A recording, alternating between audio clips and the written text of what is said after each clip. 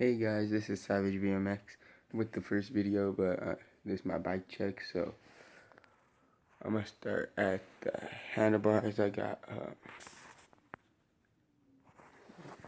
Shadow General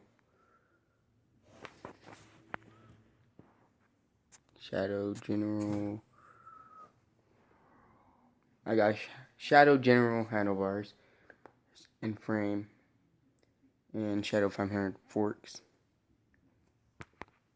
But for the rims, I got, well, let's start off with the front hub. I have I don't know, I think it's a Shadow General front hub. And for the rear hub, I think I have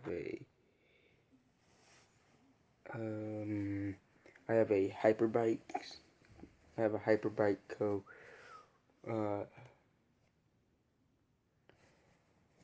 Rear hub and a Hyperbike Co. seat with a gold seat clamp. Shadow warning. KMC full length chain. Mongoose.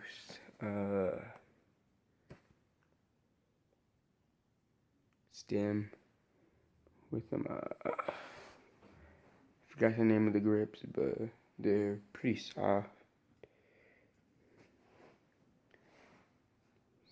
And yeah, that's about it.